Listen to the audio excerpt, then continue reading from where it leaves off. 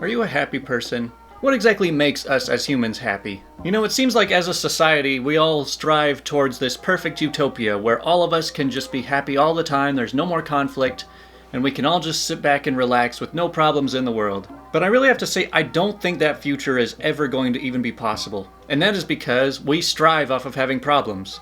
So if you think back maybe hundreds, even thousands of years ago, the average person's life was pretty different than they are today, obviously. You know, most of their life consists of, just stay alive. The problems they have to put up with are, alright, can we find clean water to drink? Can we even find enough food? Can we live past the age of 35? You know, most of their time and effort is just focused on staying alive and making it through life. Especially when you have a lot of people around you who rely on you to keep the tribe alive. But now, fast forward to present day, and life is pretty easy, I would say. You know, living in a first world country, you've got clean water. I mean, food is so cheap that starving to death is virtually non-existent.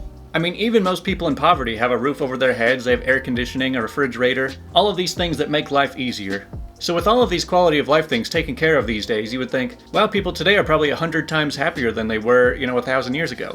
But as you've probably noticed, people aren't that happy just because they have a lot of stuff. So you know the whole joke about, first world problems, where it's like our lives are so easy that even our problems aren't that big of a deal usually, where it's like, oh man, my internet is too slow, or man, I have to deal with a lot of traffic, making it take 10 minutes longer to get to work. And I mean, it's not like everyone who lives in a first world country just has this perfect easy life. I mean, we still have loved ones who die, we can still lose our job and lose a lot of the things we've worked for, but for the most part, we seem to be doing just fine for ourselves. But that's where the real topic of this video comes up, and what I like to call zeroth world problems. I know it sounds stupid and it's not really a word, but how I would classify zeroth world problems is when everything is going just fine and you actually have to search for things to be upset about. And this is something that just seems to be coming up more and more and more lately. So a minute ago I mentioned how humans love just having problems. They love being able to solve problems. And when you don't have any big problems left in your life, well, go create some. Go seek out things to be upset about. And thanks to social media, that's never been easier. You know, after seeing so many stupid little viral news stories, it's made me realize just how much people are obsessed with just any kind of drama. Like you might have heard recently that there was some altercation with two people in a park over in New York, where one person was yelling at this lady for having a dog, and I mean both people are just being kind of obnoxious, but for some reason they have to record it, put it on the internet, and it has to spread all around the internet, getting tens of millions of views. And now you got millions of people on social media who have to jump in and show how outraged they are over it. And they all have to give their opinion and their analysis and let you know what happened and how it happened and what everyone's motives were in the whole story. And everyone wants to let you know that they know everything about this story that they saw a 10-second clip on. I mean, you really just have to take a step back and realize just how outrageous a lot of this crap is. Like, for example, if you walk out of your house, you're just going for a walk, and then you're walking past a house and somebody yells something offensive at you. And then you get into an argument, and then you're yelling back and forth for a couple minutes. But then you just leave, you go home, you're feeling a little worked up, but like the next day you usually forget about it. But somebody was recording that conversation, and now the whole country, maybe even the whole world, has to know about that one little argument you had with your neighbor. And now all of a sudden you're getting thousands of emails, you're getting death threats from people you've never met from halfway across the country. Now there's some GoFundMe that just raised $100,000 for you or the other person, and it just turns into this gigantic political mess over just that one stupid little pointless, meaningless conversation you had with your neighbor. And if you think I'm exaggerating, just take a look at some of these old stories. So like I said, you had that one of the two people fighting in the park. Or you have this old story from like a couple months ago where there was just a guy and a FedEx driver yelling at each other, and then the FedEx drivers get fired, and then a GoFundMe raises like $80,000 for them. And it's just like, come on guys, this was one tiny little story between two people having an argument. Does this really need to get this huge? Or even think about our old friend Harambe. Back in 2016 at the Cincinnati Zoo, a small kid fell into the gorilla exhibit and they had to shoot the gorilla inside, known as Harambe. I mean, it's a really unfortunate situation. They didn't really have many options and it was just kind of unfortunate that it had to happen. But then you have the whole internet piling on, everyone thinks they know what happened and everyone thinks they had a better answer, so they're sending the death threats, they're threatening the zookeeper, they're gonna shut down the zoo. And it just gets way out of control. Another example that was fairly recent, there was that kid in Australia who got bullied, and so his mom just decided to record him crying about it. Well, the whole world needs to hear about this. Let's send him hundreds of thousands of dollars. Let's treat him like a king. Let's let him travel around the whole world because we found the one kid in the world that's being bullied. Let's just ignore the other millions of kids who get bullied all the time, but let's treat this one like royalty and send him tons of money. That'll make all the other bullied kids feel real great. And then another story with the Covington kids, where a bunch of high school kids were standing around Washington, D.C., I think. And then a couple Native American guys walked up to them and they just kind of had like a stare off. And then lo and behold, the media picks it up and spreads it far and wide. Everyone is outraged. People are sending death threats against the kid. Everyone thinks they know exactly what happened. Everyone has to throw their opinion into the ring. The whole world needs to talk about this one little argument, which it wasn't even an argument.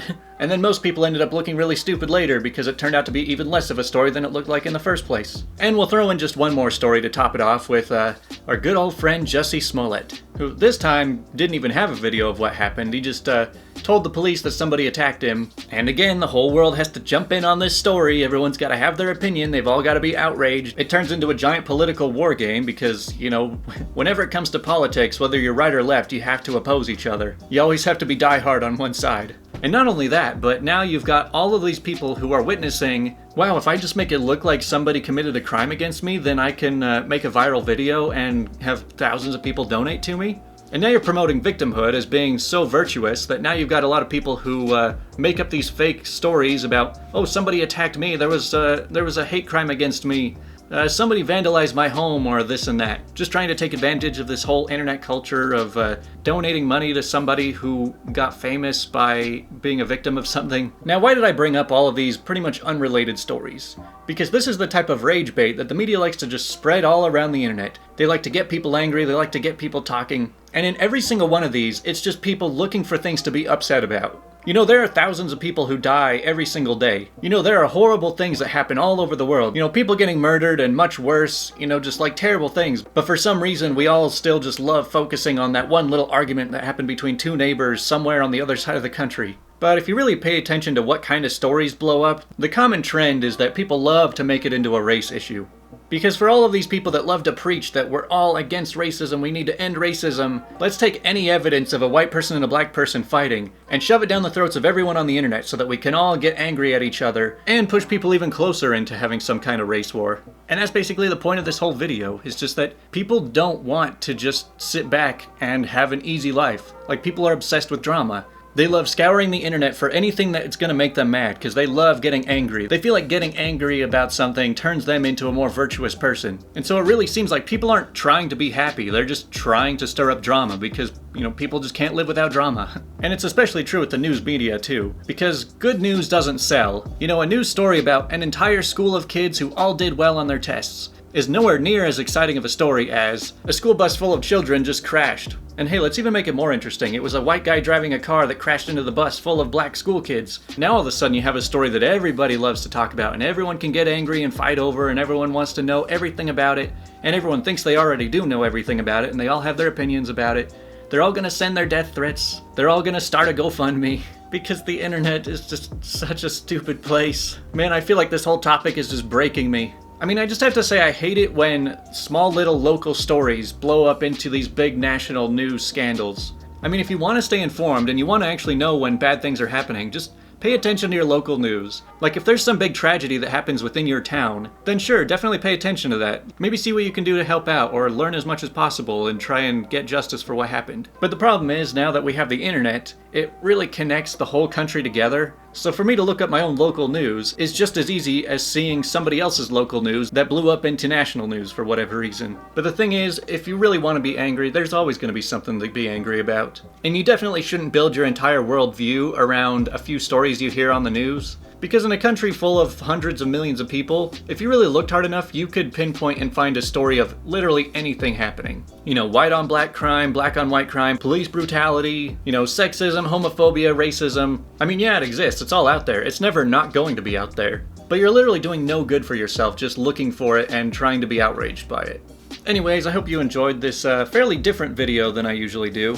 To be honest, the reason it took so long for me to actually put this together is because this was kind of a combination of like 3 different video ideas that I had. Because I wanted to talk for a while about how I just think how life is basically just too easy for us, and everybody's just looking for things to be upset about and looking for more problems, looking for those zeroth world problems. You know, just pointing out that people will never be happy no matter what. And also just mentioning how much I hate it when tiny little local stories blow up into national news. And just how stupid the internet can really be sometimes.